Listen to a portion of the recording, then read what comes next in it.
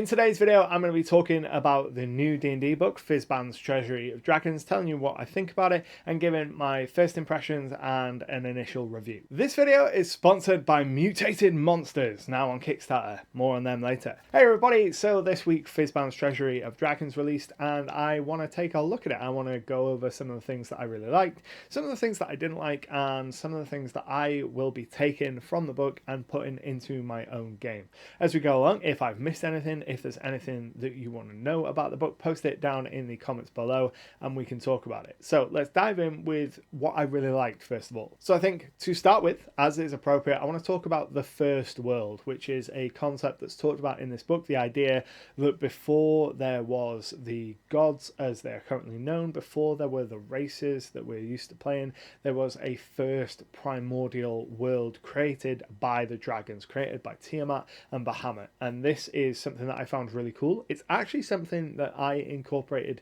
into my own game without any idea that this was part of the canon. So up until kind of really recently, I have never really dived into the canon and the lore of any of the official D&D settings. I've never been interested in any of them. I've only been the kind of person that makes homebrew stuff.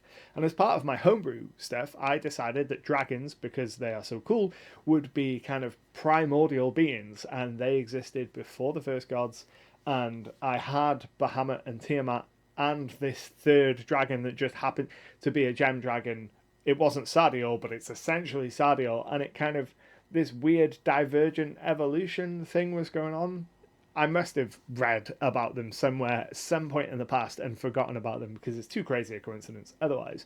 But that whole thing with the first world and it being created by the dragons and the dragons being intrinsically tied to the material plane, that really comes through all throughout the book. And it was really interesting to read that and look at the ways in which you can incorporate that. So one of the things that it talked about was the idea that there are these echoes. So every version of the material plane exists in this kind of multiverse, which is really cool because it means that you can do a lot with official settings in your own homebrew worlds, and we'll come back to that a little bit later on. But the idea that each of these super powerful dragons has an echo in all the different worlds and they can exist throughout the multiverse, really cool concept. I love multiverse stuff. Now, as I said, one of the things the book mentions is that it's not just dragons that can appear across the multiverse, it's also places of power. So one of the things that it mentions was the Tomb of Annihilation. And it said that the Tomb of Annihilation might appear in multiple worlds. And the thing I like about this is it's the text giving permission, if you like, to dungeon masters to say, hey, you're running a homebrew setting, that's fine. Take these elements from these official settings. They are part of your world. They are canon in your world. They don't have to just exist in this one. So if you have an element that you really enjoy from an officially published setting, say Castle Ravenloft, and you don't want Castle Ravenloft to be in that setting, that's fine. Just put it in your setting. And for a lot of people, this is going to be a no-brainer. Of course, you can already do that. You've always been able to already do that. But I really like it when these books, when the text gives permission, because for a lot of brand new players and dungeon masters, the text is the game. And that is how they interact with and play the game. And if the book doesn't say they can do it, they almost don't think to do it.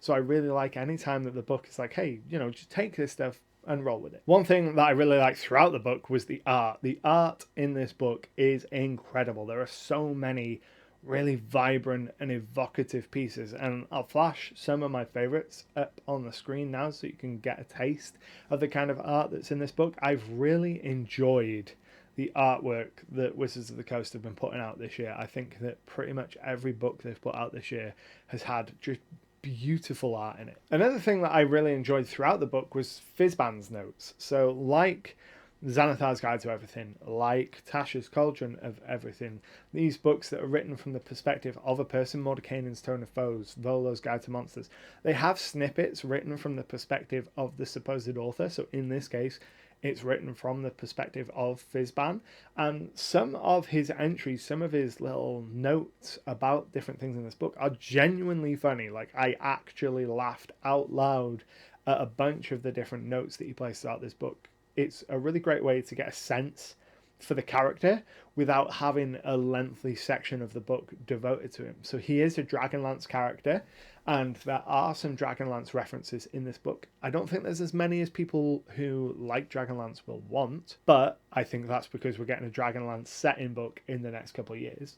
And I'll link to a video where I talk about that this side, I think it is, where I talk about why I think that's the case. But we do get a sense of who Fizban is as a person and some of his personality, and that came across really nicely.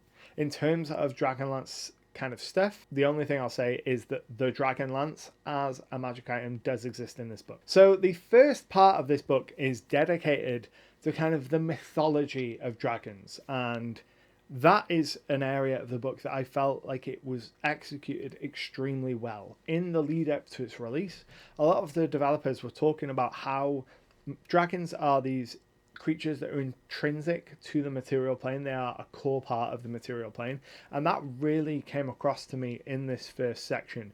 There's a whole bunch of information about how dragons interact with the wider world around them and the effect that they have on the world beyond just being a destructive force. So one of the really interesting things about the dragons is if they stay in a place for long enough and amass enough power, they start to change the region around them, and that extends beyond just the usual kind of lair actions that you find for the geography around them. It also extends to creatures. So the book mentions how you might get beasts and nearby creatures to a dragon's lair kind of changing their coloration to match the dragon.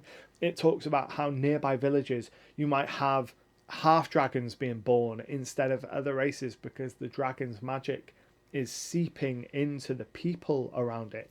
And just this concept that a dragon's presence has a tangible effect on the world came through really strongly, and I really like that lends to the mythos of dragons being these incredible creatures. It lends to it much more than the rules do, and we'll cover that in the section that I don't like, but the kind of story that this book builds around dragons is excellent. Similarly, there's a whole bunch of information dedicated to what happens when a dragon dies.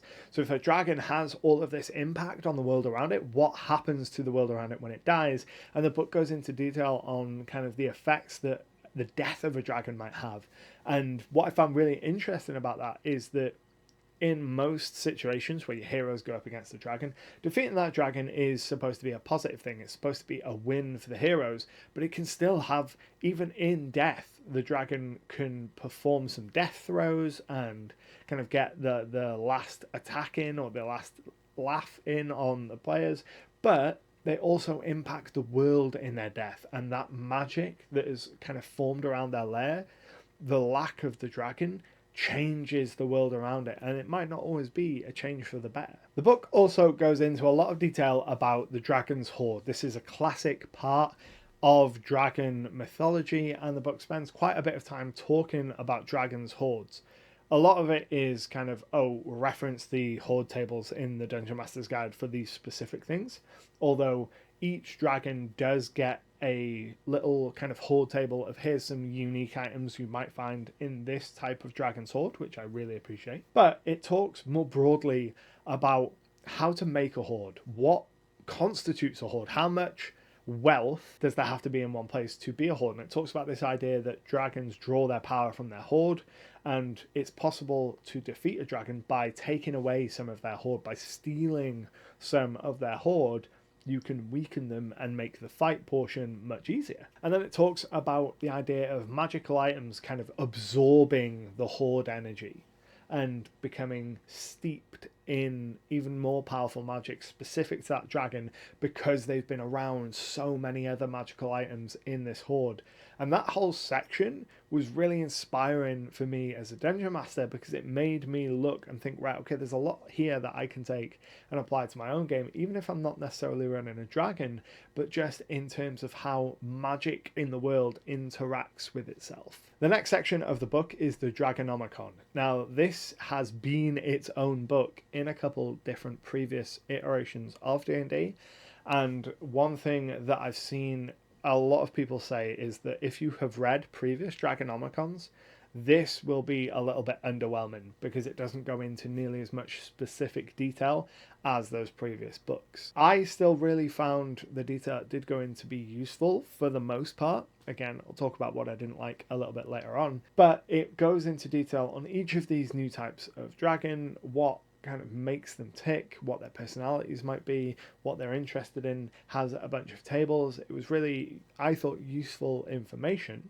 And something that I really appreciated was a lot of these entries come with a layer and a layer map. This wasn't something that I was expecting going into the book. I wasn't expecting to get a whole bunch of maps to be able to use, but I really appreciated it, because in my mind, these creatures aren't something that you're going to be throwing at your party all the time. You know, an ancient red dragon, really the party's only going to encounter 1 or 2 of them in a campaign. So I really like the inclusion of these layer maps, because it means your encounter is already sorted. You know what the creature is, and you've got a map ready to go. You don't have to worry about doing the prep for that. That is something that I would really like to see more of going forward. So like in Monsters of the Multiverse and in future monster manuals, these big once in a campaign monsters, I'd love to see a layer map for them, because it just takes so much work away from the DM and lets us just get to the table faster. I have seen some people complain about the maps. They are Dyson Logos maps, so they are the simple, classic, old school style D&D maps that you'll be familiar with from a bunch of the other products. I have gone back and forth on my opinion on these maps over the years. I started out really disliking them. I much preferred the coloured version, the Mike Shea versions of the maps. But as I've kind of evolved my Dungeon Master style, I realised that these plain maps are actually really useful, because they don't prescribe any kind of environmental detail. They don't prescribe any climate. They are much more usable in any setting because they are just monotone. So I really appreciate the inclusion of those maps. I know I immediately saved copies of all of them, and I'm going to use them for my games. Before we dive into the things that I didn't like, I want to run off a couple of my favourite monsters from the bestiary, which makes up the rest of this book, and go over them because they're super cool. First up, and I've got a list here. So Dragonflesh Grafters are horrific. I'll put a picture of them here. They are gross and cool, and I love them. Obviously, it should go without saying at this point, but the Elder Brain Dragon is one of the coolest creatures I've ever seen, and I'm 100% using it in my campaign the earliest chance I get. Next, we have Horde Mimics. Now, I love Mimics. I love the variety of Mimics that we've been getting over the last couple of years, and having a Mimic that lives with a dragon and agrees to take on the form of a vast horde to lure people in and keep the actual horde safe. Chef's kiss good. And finally, the Horde Scarabs give me massive The Mummy 1999 PTSD vibes. So let's go on to things that I didn't like. There isn't a lot, but a few of them are kind of big things. So the first thing is a really minor thing. There's a section that talks about naming dragons, and it specifically says, if you can't pronounce the name of your dragon, your players are going to forget it or mock it, so always make sure it's pronounceable. And then it goes, here is a table of how to make dragon names. And it's 4 columns, and it's combining syllables in an unpronounceable way. So it's like, don't make it unpronounceable. Here's a table that's going to make unpronounceable names. That immediately created a disconnect when I was reading through it. It was a really minor thing. You know, it's not the end of the world, but it just seems like they are right next to each other. The paragraph and then the table. And it's like, don't do this thing. Here is the thing that we told you not to do. It just really took me out of the book. Next up, we have Draconic Gifts. Now, overall, I really like the Draconic Gifts. I think that as a system for awarding players new features based on their deeds, the gifts system, whether it be draconic or dark or mythic, that gift system, really cool way to reward your players. But one of the draconic gifts turns you into a dragonborn, and that seems really weird to me. It's just, here is this gift, you are now a dragonborn. Like, surely if the player wanted to be a dragonborn, they would have started as a dragonborn. Is changing their race really a gift? It just seemed like a really weird one. Those two tiny minor gripes aside, the biggest problem I have with the book is the stat blocks of the dragons. So I think that the fluff of the book does an incredible job of setting dragons up to be these massive threats, these really substantial creatures that will make a huge impact on your players, and then the rules, for the most part, do not follow through. So a lot of the dragons in here just feel like a flying bag of hit points that can do a breath weapon, or might have one interesting thing. You can mitigate some of this with layer effects and layer actions, but those aren't listed in the dragon stat block. They're listed in the Dragonomicon under the entry for that dragon. So if you want to run a dragon at the table, say you're running an ancient red dragon and you want to run some of its layer effects, there's this kind of flipping back and forth that you have to do, and it's not all in one place, which really isn't great from a running the game standpoint. But there's also just a real lack of interesting options for a lot of the dragons. So after Wild Beyond the Witchlight and after what we'd seen announced for monsters in the multiverse, in terms of how they're approaching monster design, I was expecting to see that reflected here, and I really don't think it is. There are still dragons that employ some spells. There are still a few dragons have interesting elements, don't get me wrong, but for the most part, a lot of them do just feel like a sack of hit points, and I think that it's really disappointing for the dragons. You know, you get the fluff and the lore in the book, building them up to be this thing, and then the stats don't reflect that. One thing counter to that I did quite like is there's quite a wide gamut of CR monsters. So you go from having really low CR monsters all the way up to kind of epic level monsters, and you get quite a mix of stuff in the book, which was nice. Now, part of this is going to be because they obviously have to balance all the dragons in this book with all the dragons in the monster manual and any other books that they've previously put out. They can't have these books being overwhelmingly more interesting, but couldn't they make some of these more esoteric dragons much more interesting? You know, fair enough, you don't want to give the more mundane dragons super interesting stuff compared to their pre-published counterparts, but things like an Elder Brain Dragon, throw whatever you want at that. That's a weird, unique creature. Who says that has to be balanced to the other dragons? Just put really interesting stuff in your really interesting monsters. Now, as any dungeon master knows, you can never have too many monsters, which is why I'm really pleased that this video is sponsored by Dice Dungeons and their Mutated Monsters Kickstarter campaign. Mutated Monsters is an upcoming book that takes many of the monsters that you know and love and twists them into grotesque and horrific mutations with new abilities and rules. There's over 120 monsters included in the book, including options like the chitinous wolf with thick armoured plates all over its body, or the amalgam chimera, which has beholder-like eye stalks that can deal different effects to the heroes. Now, I'm currently running a campaign that is set during a chaos apocalypse, so one of the things that I'm looking forward to the most from this campaign is the mutation decks. These are packs of 30 cards that you can use to apply different mutations onto existing monsters, and for me they're going to be excellent for giving my chaos beasts that unique little flavour for them. But that's not all. As part of the book, you're going to get 4 mutation themed subclasses, more than 100 magical and mundane items to use as themed loot in your games, details on multiple monster layers, 100 unique mutation themed quest prompts, new NPCs, and you can even get a selection of miniatures, either as physical rewards or as digital STLs to print at home. Mutated Monsters is currently running on Kickstarter, and it finishes on November the 11th. The project is already fully funded and has started unlocking stretch goals, including more new rules and more minis. There's a link to the campaign down in the description below, and thanks again to Dice Dungeons for helping to support the channel. So in terms of what I would take from this book and use in my game, a lot of the information on setting up a creature. So everything that it talks about how the region around a dragon's lair is affected, kind of their lair effects, and the fluffy side of things, either for dragons or using as an inspiration to make another monster feel important and powerful and imposing. Excellent. Steal all of that wholesale, apply it to all of my monsters. If you've got a big bad, let's say you've got the Thessal Hydra, take some of these region effects, look at how dragons change the world, think about how would a Thessal Hydra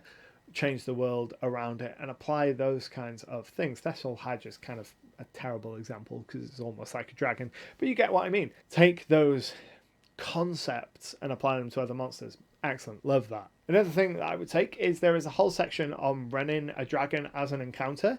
That section is just a really good general overview of running an encounter.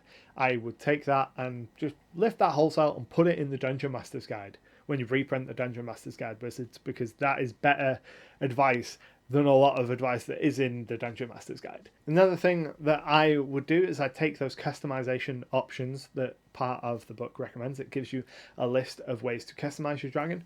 Those should have been baked in to almost all the dragons as it is, but I would never not run a dragon without giving them something off that list, I don't think, again, because they are pretty cool abilities. I'll be taking a whole bunch of the monsters from this and incorporating them into my games, and I think that going forward, the way I'm going to run dragons is as a combination monster using some of these existing monsters that have been published in this book. So one of them is an animated breath weapon. The dragon can breathe their breath weapon, form it into an elemental, and that takes part in the fight.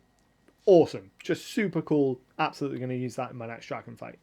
Another thing is the dragon blood ooze. So an ooze created by a dragon's blood, because it's magical in nature, it forms and kind of gains a level of sentience and becomes a monster. Great.